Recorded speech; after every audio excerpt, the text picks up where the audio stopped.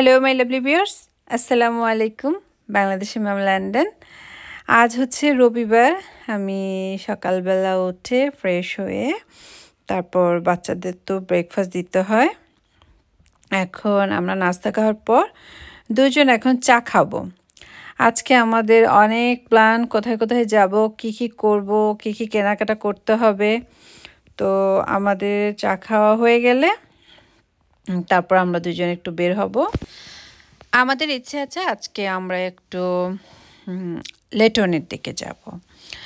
সেখানটায় গিয়ে আমার হাজব্যান্ডের একটা জ্যাকেট কিনবো। ওর অনেক জ্যাকেট, তারপর ওর জ্যাকেট কিনতে খুব ভালো লাগে। বললাম ঠিক আছে, তুমি একটা জ্যাকেট কিনো। ওয়েস্টফিল্ডে অনেকগুলো শপে ও দেখেছে জ্যাকেট, এর আগের ব্লগগুলোতে আমি আপনাদের সাথে শেয়ার করেছিলাম। ওর পছন্দ হচ্ছে না, তো আজকে গিয়ে দেখি পছন্দ হয় কি না। তারপর সেখান থেকে কেনাকাটা শেষ করে আসার পর আজকে অনেক দিন ধরে ভাবছিলাম যে আমার আপার সাথে একটু দেখা করতে যেতে হবে। চা খাওয়ার পর হঠাৎ করে আমার মনে হয়েছে, আল্লাহ আজকে না আমার ক্লাস আছে, এক্সারসাইজ ক্লাস। তো আমি ক্লাসে চলে আসলাম। 45 মিনিটের মতো হবে, তারপর বাসায় গিয়ে আমরা আজদার দিকে যাব। কয়েকজন আপুই বলেছিল যে আপু এখানকার জিমগুলোতে তো ছেলে মেয়ে একসাথে করে, কিভাবে কি করছেন। আসলে এই দেশে কেউ কারো দিকে অত তাকায় না, বিশেষ করে বিদেশি ছেলেরা তো বাঙালিদের দিকে একটু কমই তাকায়। আমার জিম অত করা হয় না, যে ক্লাসগুলো হয় সেগুলো মাঝে মধ্যে করা হয়। আমি ফুল হিজাব করে ঢেকে ঢুকে তারপর আসি। আমার অভ্যাস আছে হেজাব করে। আমি আগে জুম্বা করতাম অনেক বছর আগে, আমি আমার আগের বাসায় থাকতে দেখিয়েছিলাম। তো হেজাব পরে কষ্ট তো হয়, একদম ঘেমে যায় পুরো শরীর মাথা, তারপরও অভ্যাস করতে হয়েছে। তো এখানে আসলে কেউ কারো দিকে তাকায় না। যে কোনো ক্লাস আপনি করতে পারবেন, জিম করতে পারবেন যে কোনো মেশিনের মধ্যে বসে, কোনো সমস্যা নেই। আমি খেয়াল করেছি এখানে যে যাকে নিয়ে ব্যস্ত, আর এই দেশে এত সুন্দর সুন্দর মেয়ে, এত খোলামেলা, এগুলো রেখে কেউ আমাদের ব্রাউন স্কিন, তারপর আমরা যারা হেজাব করে একদম ঢেকে ঢুকে থাকি, তাদের দিকে কেউ তাকাবে না। যাক আলহামদুলিল্লাহ, কয়েকদিন এক্সারসাইজ করার পর শরীরটা একটু ভালো লাগে। খুব বেশি দিন করতে পারবো কিনা জানি না, তবে চেষ্টা করছি। যেতে ইচ্ছে হয় না, খুব আলসেমি লাগে যে আজকে যাব না, কালকে যাব না। তারপর মাঝে মধ্যে একটু যাই। আসলে আমার জিপি ডাক্তার আমাকে বলেছে যে আমি যেন একটু এক্সারসাইজ করি, তাহলে আমার যে সমস্যাগুলো সেগুলো তাড়াতাড়ি শেষ হয়ে যাবে। তো দেখা যাক কতদিন যেতে পারি।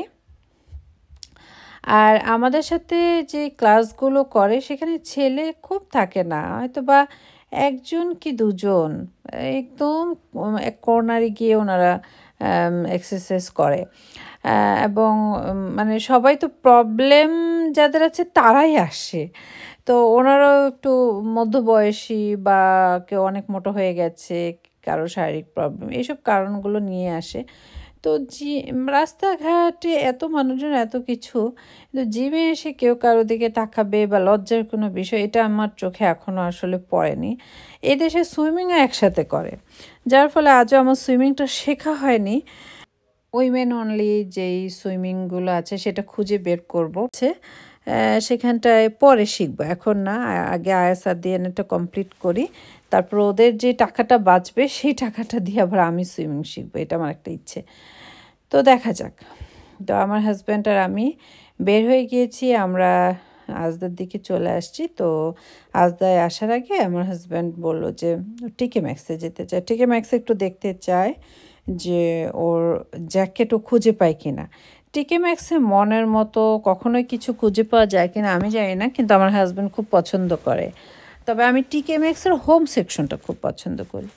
তো ও জ্যাকেট দেখছে আর আমি এখানে আমার পছন্দের জিনিসগুলো দেখছি। তো আমার খুব ইচ্ছে আমি একটু হোম সেকশনটা দেখি, অনেক দিন পর লেটন টিকে ম্যাক্সে আমি এসছি। এখানে একটা কানের দুল দেখলাম, দেখেন কি অবস্থা। এগুলো কিন্তু মানুষ পরে এখানে, আরও অদ্ভুত অদ্ভুত জিনিস কিন্তু এখানে পরে। যাক, এটা হচ্ছে রুচির দুর্ভিক্ষ, আর কোনো কিছু না। মানে এমন সব জিনিসপত্র পড়বে, হা করে তাকিয়ে থাকি যে এটা কীভাবে পড়লো বা এই মাথাটা কিভাবে সে করলো, সেট করলো, এরকম অনেক হয়। তো অনেকগুলো ব্যাগ দেখলাম, ব্যাগের সাম্রাজ্যে চলে আসছি, অনেকগুলো ব্যাগ। টিকে ম্যাক্স আবার ব্যাগের জন্য খুব মানে বিখ্যাত আমার কাছে মনে হয়। টিকে ম্যাক্স তো সব শপের যেগুলো এক্সট্রা থাকে সেগুলো ওদের কাছে পাঠিয়ে দেয়। টিকে ম্যাক্স হচ্ছে এজন্য সব ব্র্যান্ড বলেন এবং সব কিছু একসাথে পাওয়া যায় টিকে ম্যাক্সের মধ্যে। এখানে এসে দুইটা ভাইয়ার সাথে পরিচয় হলো। আমার হাজব্যান্ডের আগে থেকেই ওরা পরিচিত, তো টিকে ম্যাক্সের ম্যানেজার। অনেকক্ষণ গল্প করলাম, তারপর আমার হাজব্যান্ড ফাইনালি একটা জ্যাকেট খুঁজে পেল। আর আমি এখন হোম সেকশনে চলে যাচ্ছি। হোম সেকশনে যাব না এটা কিভাবে সম্ভব? টিকে ম্যাক্সে আসলে অনেক কিছু আছে, অনেক সুন্দর সুন্দর হিজাব আছে, তারপর বাচ্চাদের ড্রেসগুলো অনেক সুন্দর সুন্দর পাওয়া যায়, খুঁজে নিতে হয়। অনেকক্ষণ ধরে যদি আপনি খুঁজেন তাহলে একটা সাইজ মতো আপনার পছন্দ মতো পেয়ে যেতে পারেন। জিমে যারা যান তারা তো জানেন যে প্রথমে গেলে শরীরের অবস্থা কি হয়ে যায়। মানে 3 থেকে 4 দিন আপনি নড়াচড়া করতে পারবেন না। যারা খুব আদরের দুলালি তারা তো করতে পারে না, কিন্তু আমাদের তো আবার কাজ করে খেতে হয়। অসুখ বিসুখের অত দাম নেই, তাই হাজার অসুখ বিসুখ হলে সে রান্নাবান্না করতেই হবে, জবে যেতে হবে, টাকা আর্ন করে আনতেই হবে। কিন্তু জিমে গেলে প্রথমে আপনার 3-4 দিন মনে হবে আপনাকে কেউ এমন পিটানো পিটিয়েছে, আপনার শরীর কিছুতেই নাড়াতে পারছেন না। তবে যেতে যেতে যেতে যেতে আপনার অভ্যাস যখন হয়ে যাবে তখন এই পেইনগুলো চলে যাবে, আপনার শরীরটা অনেক ভালো লাগবে। আর যতই জিম করেন, যতই হাঁটাহাঁটি করেন, খাবার যদি না কমানো হয় তাহলে কিন্তু কোনো কিছুই সম্ভব না। যেমন আমি খেতে খুব ভালোবাসি, সেই জন্য মনে হয় বিভিন্ন ক্লাস করছি, সোয়েটিং হচ্ছি, এতে মনে হয় যে শরীরটা একটু ভালো লাগে। কিন্তু খাবারটা যদি আবার সেরকম কমাতে পারি তাহলে শরীরটা আরও স্লিম হবে এবং শরীরটা আরও ভালো লাগবে। খাবারটাই হচ্ছে প্রধান। আমার ওখানে অনেক ট্রেনার আছে, তো অনেকের সাথেই তো কথা হয়। তো সবার একটাই কথা যে তুমি খাও, কিন্তু কোন টাইমটায় খাচ্ছ সেটা খুব ইম্পর্ট্যান্ট। যেমন রাতের খাবারটা আপনি সন্ধ্যা 6টার মধ্যে খেয়ে ফেললেন, আপনি দুপুরের খাবারটা খেলেন কিন্তু অত কার্বোহাইড্রেট না, একটু সবজি টবজি বেশি করে পরিমাণ মতো, যেমন 1 কাপ ভাত। আবার সকালের ব্রেকফাস্টটা আপনি একটু দেরি করে খেলেও সমস্যা নেই। মানে রাত থেকে সকাল পর্যন্ত আপনি 12-13 ঘন্টা ফাস্টিং করে তারপর আপনি 12টা-1টার দিকে ব্রেকফাস্ট খেলেন। মানে সন্ধ্যা 6টায় যদি খেয়ে নিলেন, রাতে শুধু পানি বা হালকা একটু ফল খেলেন যদি ক্ষুধা লাগলো, তারপর সারা রাত গেল, সকালও গেল, তারপর 11টা 12টা কি 1টার দিকে নাস্তা খেলেন। এভাবে করতে পারলে শরীর ঠিকই ভালো থাকে। কিন্তু আমার তো খাবার দেখলেই মনে হয় যে আল্লাহ খেয়ে ফেলি। আসলে খাবারের প্রতি যে আমাদের বাঙালিদেরই একটা টান, তা না। আমি এখন দেখি যে সাদারাও কথা বলে যে মিষ্টি ছেড়ে দিব, এত মিষ্টি খাই বলে জিমে এত কষ্ট করতে হচ্ছে। তখন বুঝলাম যে না, তাহলে ওরাও আমার মতো মিষ্টি প্রেমী। তো টিকে ম্যাক্সে তো মানে কমলা রঙের ছড়াছড়ি, কারণটা তো বুঝতেই পারছেন, হ্যালোইনের জন্য। প্রাইমার্কে গিয়েছিলাম, সেখানটাও মানে হ্যালোইন ওদের একটা ভালোই উৎসব মুখর দিন। সেই দিনটা তোরা খুব সুন্দর করে সেলিব্রেট করে, সেজন্য বিভিন্ন রকমের জিনিসপত্র উঠে বিভিন্ন দোকানে। ওরা হ্যালোইনের জন্য ব্যবহার করলো, আমরা নিজেরও কিন্তু এগুলো কিনে ঘর সাজাতে পারি সুন্দর। ফুলের মানে কিছু কি বলে টেবিল সাজানোর আইটেম পাওয়া যায়, আপনি বেলকনি সাজানোর আইটেম পাবেন। আমার অনেক ভালো লাগে দেখতে। তো অনেক সুন্দর সুন্দর টিকে ম্যাক্সের আজকের জিনিসগুলো, এবং কাপগুলো অনেক সুন্দর ছিল।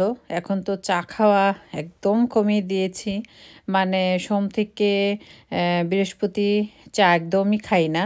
মানে হঠাৎ, মানে একদিন হলে খাই, মানে এরকম হঠাৎ, কিন্তু একদম ছেড়ে দিয়েছি। জবে গিয়ে এখন আর চা খাই না।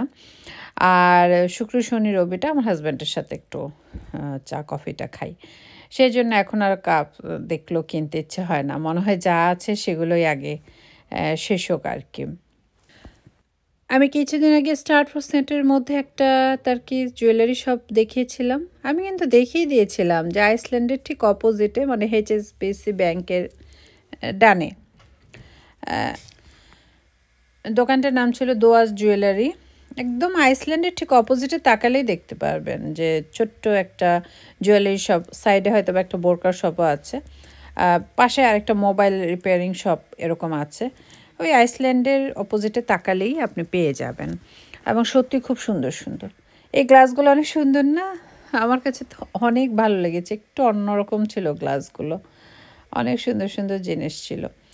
তো আমরা টিকে ম্যাক্সে ঘোরাঘুরি করার পর তারপর আজদাতে চলে যাব। আজদাতে অনেক কেনাকাটা আছে, বাসার জন্য কেনাকাটা, আর আপার সাথে দেখা করতে যাবে একটু। তো আপার জন্য ভাবলাম কিছু ফল ফ্রুট, কিছু জিনিসপত্র কিনে নিয়ে যাই। আপা আসি করে অনেক দিন ধরে আসে না, তো আমার মনে হয় না আমারই যাওয়া দরকার, আমিও অনেক দিন ধরে যাই না। তো আমার হাজব্যান্ডকে বললাম যে তুমি অল্প একটু বসবে, আর আমি দৌড় দিয়ে গিয়ে আপাকে জিনিসগুলো দিয়ে একটু আপাকে দেখে চলে আসবো। বললো ঠিক আছে, সমস্যা নেই। তো সেই চিন্তাধারা থেকে এখন ঘোরাঘুরি। এই জিনিসগুলো আমি একবার টাইগার থেকে কিনেছিলাম। তো আমার এক পরিচিত ভাবি চেয়েছিল, ওই সময়টা আমি টাইগারের খুঁজে পাইনি। তো এত বছর পর আজকে টিকে ম্যাক্সে এসে দেখলাম, তবে আজকে প্রাইসটা একটু বেশি দেখলাম। সুন্দর ছোট ছোট বক্স, ছোট ছোট মানে মশলা রাখার জিনিসপত্র দেখলে ভালো লাগে। তবে এই জিনিসগুলো বেশি দিন লাস্টিং করে না, মানে একটার সাথে একটা যে আপনি লাগাবেন কিছুদিন পর সেটা লুজ হয়ে যায়। তো আমারগুলো আমি অনেকগুলো ফেলে দিয়েছি, কিছু কিছু সিঙ্গেল সিঙ্গেল ছোট ছোট রেখেছি। কিন্তু দেখতে ভালো লেগেছিল, যখন প্রথম টাইগার থেকে কিনেছিলাম অনেক ভালো লেগেছিল। আসলে কিছুদিন পর পর তো রুচির একটা চেঞ্জ আসে, মনে হয় যে না এগুলো ফেলে দিয়ে আবার নতুন কিছু আনি, তো তেমনটা আমার হয়েছে। তো চপিং বোর্ডগুলো দেখছিলাম আর ভাবছিলাম, আমি যখন কিনতে আসছিলাম তখন এত ছিল না, মানে যখন আপনি যেটা কিনতে যাবেন তখন কিন্তু সেটা পাবেন না। আবার যখন যেটা আপনার কেনার ইচ্ছা নাই যে আমার বাসায় আছে, তখন আবার সেটা দেখবেন অনেক রকমের সাজিয়ে রেখেছে। আমার কাছে এই দুটো খুব পছন্দ হয়েছে, মানে গরম জিনিস রাখতে পারলেন টেবিলের উপরে, ডেকোরেশন করে কোনো খাবারও সাজিয়ে রাখতে পারলেন, দেখতে ভালো লাগবে। কিন্তু দেখা যায় কি একটা দুটো এরকম করতে করতে বাসা অনেক কিছু হয়ে যায়, তো সেই জন্য আর কিনতে ইচ্ছে করে না। এই লাল কালার মানে ফুড ডিশগুলো তো আমার খুব পছন্দ, আর এগুলো হচ্ছে মেজারমেন্ট কাপ। মানে মেজারমেন্ট করতে গিয়ে আপনার এগুলো হাত থেকে পড়ে যাবে, এত ভারী ভারী, দরকার নেই। প্লাস্টিকেরগুলো বা টিনেরগুলো খুবই ভালো। এত ফ্যাশন করে আপনি যখন কিছু রান্না করতে যাবেন একদম অবস্থা টাইট হয়ে যাবে, তো দেখতেই ভালো আমি মনে করলাম। আর আমার কাছে মনে হয় ভর্তা টত্তা সাজালেও টেবিলে সুন্দর লাগবে। আর মরক্কোন যে লাল সার্ভিং কি বলবো ডিশটা, সেটা আমার কখনোই পছন্দ হয় না, দেখতে ভালো লাগে। সেটার উপরের পাটটা এত হেভি থাকে যেটা কিনা নাড়ানোটা আমার মনে হয় অনেক কষ্টের। দেখেন, কিন্তু এটা মরক্কন, মেবি মরক্কন একটা ডিশ, এটার মধ্যে মরক্কন খাবার সার্ভ করে। আর আমরা তো সবসময় মরক্কন খাবার খাই না, বাঙালিরও বাঙালি খাবার সার্ভ করতে পারি। তো প্রায় শেষের দিকে এখন বের হয়ে যাব। এখানে বিভিন্ন ফ্রুটসের নির্যাস দিয়ে বানানো আছে, যেগুলো কিনা আপনি বিভিন্ন ড্রিঙ্কসের ক্ষেত্রে ইউজ করতে পারবেন। সুন্দর, টিকে ম্যাক্সে অনেক কিছু পাওয়া যায়, ঘুরে ফিরে দেখলে অনেক কিছু খুঁজে পাওয়া যায়। তবে আমার তো আর সব কিছু কিনতে ইচ্ছা করে না, আমার ঘুরতেই ভালো লাগে, যেটা দরকার ঠিক এক্স্যাক্টলি সেটাই কিনি। আর এমনিতে অনেক কেনাকাটা করি। আজকেও দেখা গেল বাসায় যেতে যেতে গাড়ি ভরে যাবে, অনেক কিছু কেনাকাটা হয়ে গেছে, এরকম একটা অবস্থা হয়। তবে খাবার জিনিসই বেশি কেনা হয়। ফাইনালি টিকে ম্যাক্স থেকে বের হয়ে গেলাম, আমার হাজব্যান্ড তার জ্যাকেটটা নিয়ে নিল, এখন আজদাতে চলে আসলাম, একদম পাশাপাশি তো। গাড়ি নিয়ে এই দোকান সেই দোকান খুব তাড়াতাড়ি চলে আসা যায় 1 সেকেন্ডের মধ্যে, তখন কেনাকাটাগুলো কমপ্লিট করা যায়। তো আজাদে গিয়ে এখন আমাদের প্রয়োজনীয় জিনিসপত্রগুলো কিনবো আর আপার বাসার জন্য কিছু আইটেম কিনবো। আদার সব জিনিস যে আবার খুব ভালো তা কিন্তু না। ফ্রুটসগুলো আমাদের মন মতো হয় না, মনে হয় যে ফ্রুটসগুলো এমএনএস থেকে কিনলেই সবচেয়ে পারফেক্ট হয়, খুব ফ্রেশ থাকে ফ্রুটসগুলো। তো যা যা নেওয়া নিয়ে নিলাম, আরও অনেক কিছুই নিতে হবে এবং বাচ্চাদের দেখা যায় অনেক খাবার শেষ হয়ে গেছে, সেগুলো মনে করে করে নিতে হচ্ছে। আমরা সবসময় দেখা যায় 2 কি 3টা আইটেমের জন্য কোথাও যাই, যে এই 2টো জিনিস শেষ হয়ে গেছে নিয়ে আসি। যেমন আজকে আমাদের ইচ্ছে ছিল শুধু বেশি করে ডিম নিব আর উইটাবিক্স নেব আর একটা মিল্ক নেব। মানে মিল্ক তো 1 লিটার 2 লিটার থাকে, বড় একটা নিলেই হবে। কিন্তু আসলে দেখেন কত কিছু নেওয়া হয়ে যায়। আজকে আজদার অবস্থা, এত মানুষ ছিল। রবিবারটা অনেক ভিড় থাকে। তো অনেকক্ষণ দাঁড়িয়ে থাকার পর ফাইনালি আমরা নিয়ে নিলাম। এখন আমরা একটু গ্রিন স্ট্রিটের দিকে যাব। আপার বাসা তো গ্রিন স্ট্রিটের কাছে। আসলে ম্যানর পার্কে আমরা মূলত যাচ্ছি ওই মোটা ব্রাউন রাইসটা কেনার জন্য মিনার থেকে। সেজন্য ওইভাবেই প্ল্যান করেছি যে মিনাতে গেলে আপার বাসায় গিয়ে আপার সাথে একটু দেখা করব। আর গ্রিন স্ট্রিটে যাব একটু গোল্ডের শপে, কারণ গোল্ডের শপে আমার এক বান্ধবী আছে, ও আমাকে বলেছে যে তুই আমার জন্য একটু কানের দুল দেখিস, ও 2টো কানের দুল কিনতে চাচ্ছে। তো ভাবলাম যে যাই একটু দেখে আসি। তো এখন প্রথমে গ্রিন স্ট্রিট গিয়ে দেখব কিছু জিনিস, তারপর আমরা আপার বাসার দিকে যাব। আর গ্রিন স্ট্রিটে গেলে দেখা যায় আমি কিছু কিনি আর না কিনি, আমার হেজাব কেন যেন কিনা হয়ে যায়। আমার বাসায় এত হেজাব, তারপরও দেখলে মনে হয় না এই কালারটা কিনি, এই কালারটা কিনি। খুব লোভ লাগে হেজাব দেখলে। হেজাবের দাম খুব বেশি না, কিন্তু দেখলে খুব বেশি লোভ লাগে। আর আমার কাছে সবসময় একটু কটন টাইপের হেজাবটা বেশি পছন্দ হয়। আমি সিল্কি টাইপের হেজাব কখনো মাথায় দিতে পারি না, আমার সবসময় মনে হয় একটু পড়ে যাচ্ছে। তো কটনগুলো আমার খুব পছন্দ হয়, খুব সুন্দর বসে থাকে। বা লিলেন টাইপের একটা বের হয়েছে, সেটাও খুব সুন্দর বসে থাকে। তো আজকেও দেখা যাবে যে আমি কয়েকটা কিনে ফেলেছি হেজাব। চলে এসেছি গ্রিন স্ট্রিটে। অনেক হিসাব মিলিয়ে দেখলাম যে না, ফ্রিজে অনেক কিছু আছে, আজকে আর মাছ মাংস নিতে হবে না, তাহলে ফ্রিজ একদম ওভার হয়ে যাবে। নেক্সট উইকে আমার গেস্ট আসার কথা ছিল, ওদেরকে আবার একটু পিছিয়েছি, কারণ নেক্সট উইকে আমার সারাদিন জবে থাকতে হবে ফ্রাইডেতে। সেজন্য ভাবলাম যে থাক, এর পরের উইকে আমার দাওয়াতটা শেষ করে তারপর ওদের আসতে বলি। আমি একটু বেনারসিতে আসছিলাম, ইস্ট মার্কেটের ঠিক অপোজিটে যেই শপটা বেনারসি, এখানকার শাড়ি কাপড়গুলো অনেক সুন্দর। ভাইয়াটাও খুব ভালো, বাঙালি সিলেটি ভাই, অনেক ভালো উনি। তো অনেকগুলো শাড়ি দেখলাম, কালো শাড়িটা ভালো লেগেছে। আর এখানে দেখলাম আমাদের এক বাঙালি ভাই ঝালমুড়ি, আমের আচার, বড়ই আচার এগুলো নিয়ে বসছে।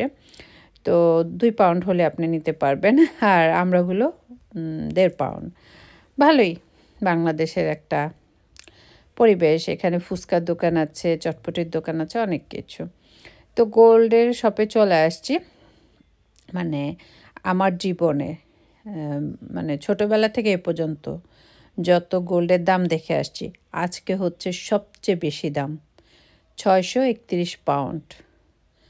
মানে এত দাম আমরা কোনো দিনও দেখিনি, আজকে সর্বোচ্চ দাম চলছে। মানে নিজেই অবাক যে এত দাম।